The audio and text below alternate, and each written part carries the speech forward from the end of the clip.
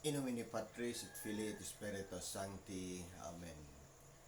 Magandang umaga sa ating lahat, saan mang panig ng buong mundo, mga nakikinig at nanonood ngayon. Pakinggan natin ang mabuting balita ng Panginoon ayon kay San Mateo. Lord to you, Lord Jesus Christ. Noong panahong iyon, sinabi ni Jesus sa kanyang mga alagad, "Sinasabi ko sa inyo, napakahirap mapabilang ang mayayaman sa mga pinaghaharian ng Diyos. At sinasabi ko rin sa inyo, madali pang makaraan ang kamelyo sa butas ng karayom kaysa pasakop sa paghahari ng Diyos ang isang mayaman." Nagtaka ang mga alagad nang marinig ito, kaya't naitanong nila, kung gayon, sino po ang maliligtas? Tinitigan sila ni Jesus at sinabi, hindi ito magagawa ng tao, ngunit magagawa ng Diyos ang lahat ng bagay. At nagsalita si Pedro, tingnan po ninyo, iniwan namin ang lahat at kami sumunod sa inyo. Ano po naman ang para sa amin? Sinabi sa kanila ni Jesus, tandaan ninyo ito, kapag nakaluklok na ang anak ng tao sa kanyang maringal na trono sa bagong daigdig, kayong sumunod sa akin ay iluklok din sa 12 trono upang hukuman ang 12 lipi ng Israel. At ang sinumang magtiis na iwan ang tahanan, mga kapatid na lalaki at babae, ama, ina, mga anak o mga lupain alang-alang sa akin, ay tatanggap ng makasandaang ibayo at pagkakaluuban ng buhay na walang hanggan. Ngunit maraming una na magiging huli at maraming huli na magiging una. Ang mabuting balita ng Panginoon. Praise to you, Lord Jesus Christ. Ang pagunita kay San Bernardo Abad at Pantas ng Simbahan sa unang pagbasa sa Ezekiel, pagnilayan natin bilang Romano Katoliko sa Mateo. Ang ebanghelyong ito ay nagbibigay ng mahalagang aral tungkol sa tunay na halaga ng mga material na bagay at ang kahalagahan ng pagiging malapit sa Diyos.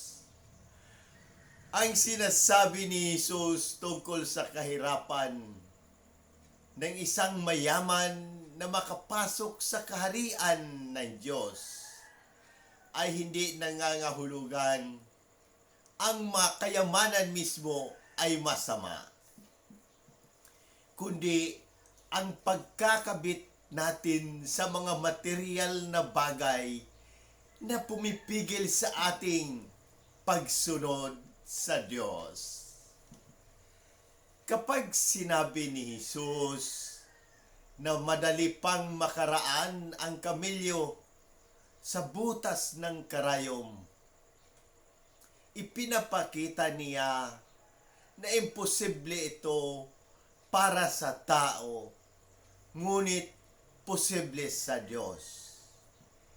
Ipinapakita nito ang pangangailangan ng grasya ng Diyos upang maabot ang kaligtasan.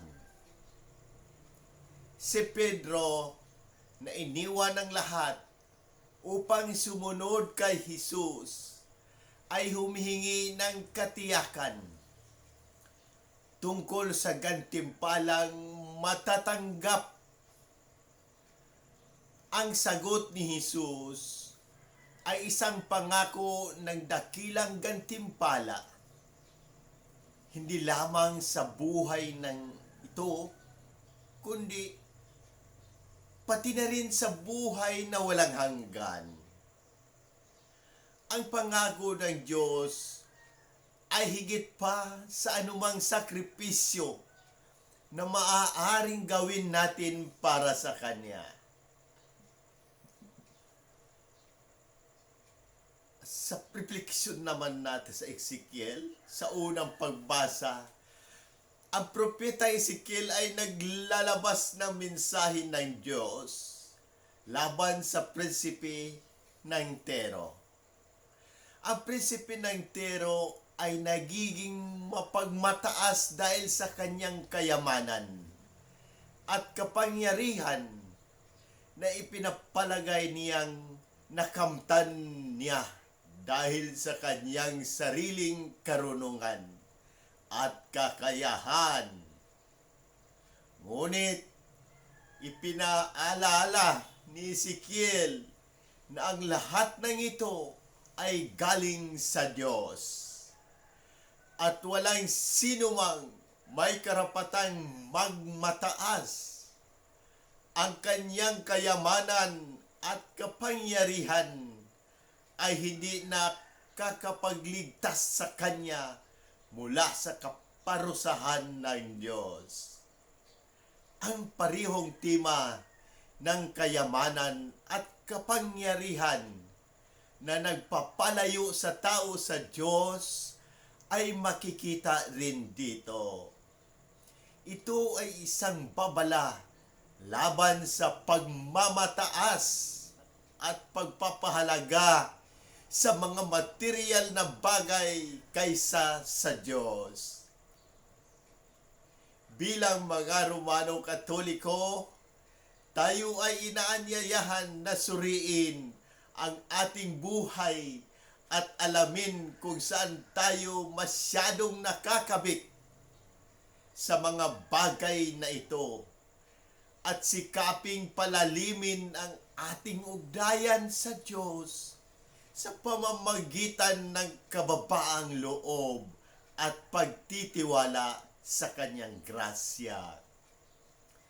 Sa muli, hinihikayat ko ang lahat, Katoliko man o hindi, na magtanong at pagnilayan ang mensahe ng Ebanghelyong ito.